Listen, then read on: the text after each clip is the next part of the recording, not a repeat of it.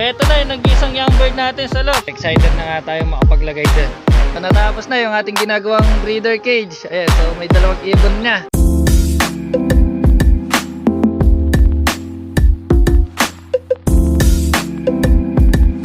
At ayan, good morning po sa inyo lahat.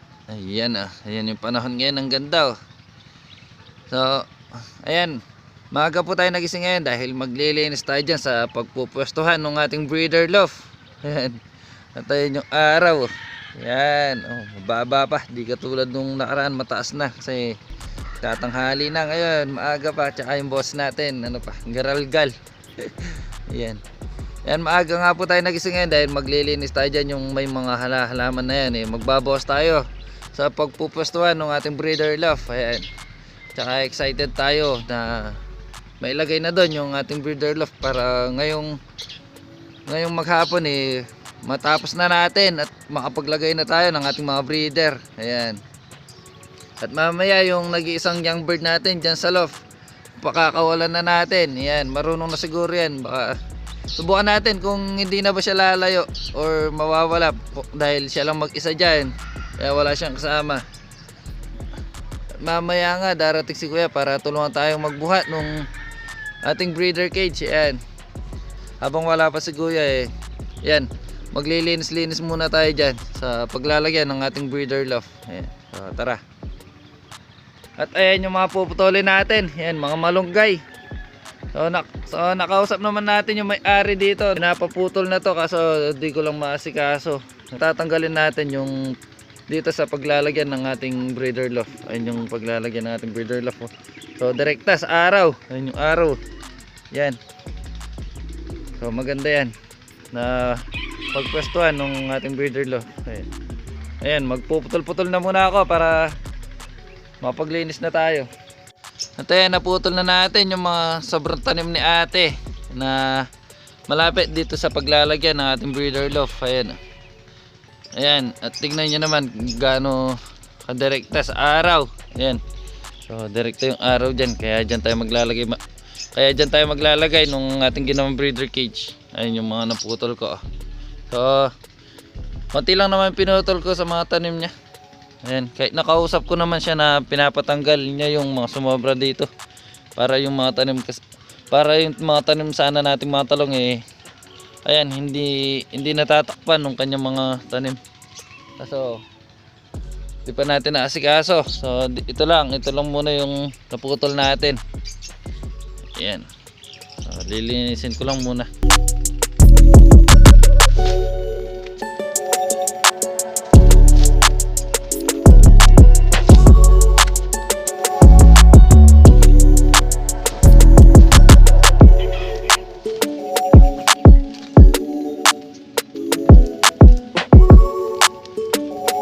Total, naglilinis na tayo dito sa paglalagyan ng ating breeder cage. Ayan, sasabay na rin natin yung paglilinis natin dito sa may mga puno ng mga saging natin. Tatanggalin natin mamaya yung mga tuyong dahon. Ayan, tsaka may mga nabali na para mabawasan yung bigat nila at hindi matulad sa mga ganito. Ayan, tatanggalin ko na rin to, mga hindi natatanda itong mga bunga nya. Ayan. Yan, tsaka yung dito sa pwesto natin. Yan, ilang araw din tayo hindi nakapaglinis dahil na-busy tayo sa paggawa ng ating breeder cage. Yan, sinunog ko na rin yung mga basura. Kaya mga loft natin mamaya pag natapos na tayo, lilinisin natin. Ayan, ang dami. Ayan, so maglilinis-linis muna tayo. At ayan, hindi pa tayo tapos naglinis dito eh. Ayan, dumating na si kuya. Ayun.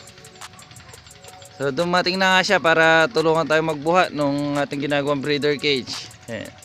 At yung mga tanim natin medyo nakapagbawas-bawas na ako ng konti sa mga dahon nila. Ayan, sinunog ko. Mga dahon na saging yan. So bubuhatin na namin yung ating breeder cage para maipesto na namin dyan. So ayan, bubuhatin na namin yung breeder cage para mailagay na doon sa pwesto niya.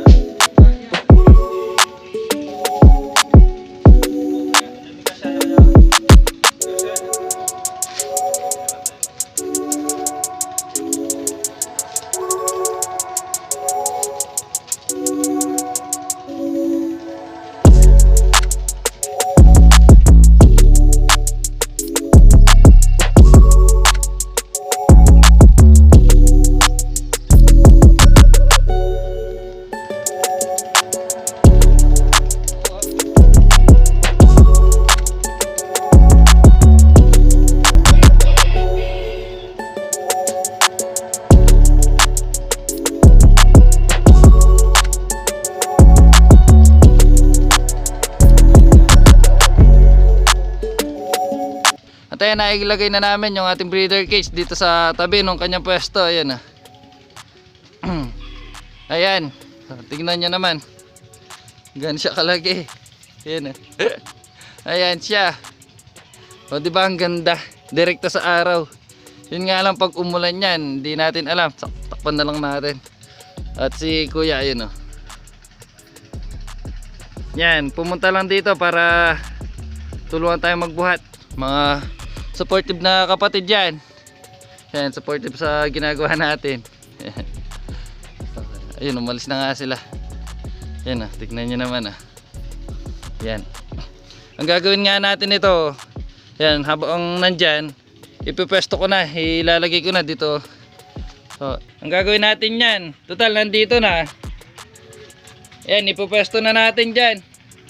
So, saktuhan lang siya dito, pero kailangan natin maghukay ng kaunti dito banda para pumasok yung mga paan nito. At mamaya dodoblehin na lang natin yung mga paan niyan. At siguro lalagyan pa natin ng isang kawayan dito para pang suporta. At itali natin. Ayan. Yan. Okay, lalagay ko muna.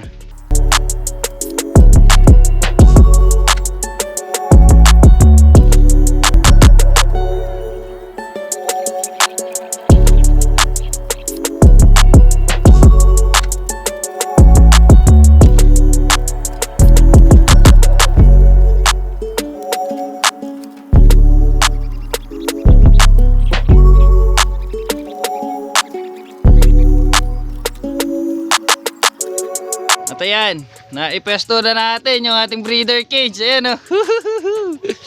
Yeah, so masaya natin dahil nailagay na natin dyan yung ating DIY breeder cage. Ayan o. Yan. So saktong sakto lang dito sa may bubungan natin. So pag umulan lalagyan na lang natin ng tarpaulin. Pero okay lang yan, maganda na yan. Ayan o. So direkta sa araw o. Tignan nyo naman o. Yan, naipesto na. So medyo napalaban lang tayo sa pagbubuhat kanina dahil mabigat. So, medyo may kabigatan nga. Ayan. So ayan, dito ko natatapusin yung mga parting ano niya, mga parting kulang. Ayan, dito ko natatapusin yan. Ayan, so konti na lang yan. Tapos dito sa may harapan siguro bibili na lang tayo ng steel matting. Bali steel matting lang yung gagastusin natin yan. Yan. Gagastos lang tayo sa steel matting. Siguro kasya na yan. 4 yun. Tsaka 8 yung haba. Pwede na dyan. Kasya na. Yun na lang yung gagamitin natin para matapos siya agad. Tapos yung dito lalagyan natin mamaya mga kawain na naputol natin. Yan dito yan. Tsaka yun dito sa kabila. Yan. Panigurado mamayang hapon ayan, panigurado mamayang hapon pwede na tayo maglagay ng ibon dyan. Para masubukan kung ano yung kanyang magiging itsura, tsaka kung gaano sila magiging kapresko pag nandyan na yung ating mga ibon. So ayan, tatapusin ko muna yung mga sa gilid-gilid nya para pagkatapos nyan punta na tayo sa bilihan ng steel matting. Ayan, bibili muna tayo. At ayan, natapos na natin lagyan ng pinakadingding yung dito sa side na to. Tapos yung dito naman sa kabila, ayan, nagkulang yung mga kawayan natin. Ayan, nagkulang ng isang butas. Dito sa butas na to wala. Tapos ito nalagyan natin. So ito na lang yung kulang. Ngayon naman, kahit kulang na yun, hahayaan na muna natin. Bibili na muna tayo ng pwedeng pantagip dito, ng steel matting. Ayan. So titingin muna tayo sa mga junk shop kung meron. Kapag wala, sa mga hardware na, iiwanan muna natin. Ayan, bibili muna tayo. Ayan, nandito na tayo sa bilihan ng mga steel matting. So magtatanong muna tayo kung magkano yung presyo. Kaya pa, mga itong steel matting, magkano itong manipis? Ayan, titignan natin yung mga ano nila, steel matting. So yung manipis nga lang yung bibili natin dahil yun yung mura. Ayan, titignan natin. So ganito. So itong manipis na lang bibili natin. Total pampinto lang naman. Isa lang? Isa na yan. Kasya na siguro. So yan. So shoutout kay Idol. So siya yung nagbuhat. So siya yung nagbuhat nung binili natin. Manipis nga lang yung binili nating steel matting dahil di na makakawala yung mga ibon natin dyan. So ilalagay lang namin sa may kolong-kolong natin. Ayan, tinatali na namin dito sa may service natin. So ito yung nabili nga natin na steel matting para matapos na yung ating ginagawang breeder cage. Okay na siguro yan, boss. Ayan si Bossing, oh. Boss, thank you. Ayan, so uuwi na tayo. Tara. At ayan, nakauwi na tayo. At heto na yung nabili nating steel matting. Ayan. So naputol ko na doon sa suka ng ating mga breeder cage. Ayan, oh. Yan. Tapos nabigyan na natin ng pinto dito. Ayan, 3 yan. Tsaka yung isa nandito. Ayan. So ngayon naman, bago natin ilagay dun sa ating breeder cage, pipinturahan ko muna. Ayan. Habang mainit yung panahon, pipinturahan ko lang. So bago nga pala tayo magpintura, ayan, dahil tanghali na eh. Yung nag-iisang young bird natin dito, ayan, pakakawalan na natin. Ito. Yan. So paliliguan muna natin siya bago natin siya ilagay dito sa ating landing board. So kukuhanin ko muna para mapaliguan na natin. So ito na yung nag-iisang young bird natin sa loft. Ayan, nandumi pa ng ating kamay. Ito. Paliliguan ko na para mailagay na natin sa ating landing board.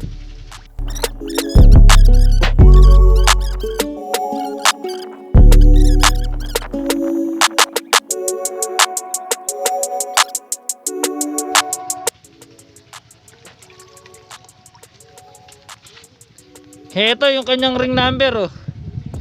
230804. Ayan, KRPC 2023. Kita ba? Yan siya. So hindi ko alam kung nakita yung ring number. Basa yung kamay ko eh. Ito, pwede na. Ayan, pwede na yung ganyan. Talagay ko na sa ating landing board at bubuksan ko na yung ating trapdoor. Ayan, nailagay na natin siya sa ating trapdoor. Ayun siya. Ayan. Ayan, no. Naka-open na rin yung ating trapdoor. Yan. So ang gagawin natin yan, tutuloy na natin yung pagpipintura natin sa mga doon sa steel matting na nabili natin. Wag sana siyang pumitik agad. Ito yung young bird natin, oh. Pinapagpag na yung kanyang mga pakpak, parang gusto nang lumipad. Yan, wag muna. Dahil first day mo ngayon, wag ka muna sisibat. Huwag ka muna pipitik, ah. Kung pipitik ka man, bumalik ka agad. Paparonda pa naman yung pisa natin kung kanino galing yung ating mga ibon. At syempre, habang ginagawa natin yung ating breeder cage at napakawalan nga natin yung ating nag-isang young bird, ayan, ayan pa yung isang ginagawa natin. Nagpapatubig tayo sa mga tanim natin, mga talong. Ayan. So nakakalahati ko na. Ayan, kanina pa umaga umaandar yan. Yan. Siguro mga mamayang bandang alas 2 or alas 3 tapos na to. Tapos na tayo magpatubig. Yan. So balikan na lang natin ulit mamaya yung ating nag-iisang young bird kung hindi pa siya pipitik. So ito na yung ating mga pinunturang steel matting. Ayan. So binilad na natin sa araw. Ito pa yung isa. Ito yung isa. At yung mga pinto niya nandun sa araw. Yan. Kapag natuyo na to hanggang mamayang hapon panigurado, ayun, matatapos na yung ating breeder cage at makakapaglagay na tayo ng mga breeder natin doon. So excited na nga tayo makapaglagay doon. So abangan natin hanggang mamayang hapon. At yung pinapatubigan natin, ayan, oh. Yung pinapatubigan natin, ayan, pinatay ko na yung patubig natin dahil puno na. So puno na yung mga talong na pinapatubigan natin. Ay. So abangan na lang natin mamaya yung paglagay natin ng mga steel matting dun sa ating breeder cage. Yung ating nag-iisang young bird, ayun, oh. Ay, so nagpa-practice na siya lumipad. Yan, so magpa 520 na at ayan, oh. So natapos na yung ating ginagawang breeder cage. Ayan, so may 2 ibon na. Ayan, so nilagay na natin yung mga breeder natin dito at yung young bird natin, ayun, oh. So palipad-lipad lang siya dyan. Aro. Ayan, so medyo pumipitik-pitik ng konti. Ayan, palipat-lipat lang dito sa loft natin. At ito yung mga yung mga butas nung ginawa nating breeder cage. Ayan, tingnan nyo naman kung gaano kalalaki. Yan. Yan. So 6 yan. Bukas maglalagay na rin tayo dyan. Yan. So kukunin na natin yung ibang breeder dito. Siguro tatanggalin na natin yung may itlog. Yan. Kukuha tayo dito. Yung ibang may itlog dyan, kukunin muna natin. So para makapagpahinga. Yan yung ating mga tropa. Oh. Yan na. So, yan na. Yung ating mga tropa nakikitambay. Yung young bird natin. Ayan o. So unang pakawala natin sa kanya. Yan. Hindi man siya umalis. So palipat-lipat lang siya dyan. Tapos minsan pumupunta dito sa may breeder natin. Yan. Tinitignan yung kanyang mga magulang. Yan. So ayan. So tapos na nga kumain tong mga ano natin, yung mga breeder natin. Pero yung young bird natin nandun pa. So mamaya papasukin ko na yan. Yan, yun o. So palipat-lipat lang siya dito.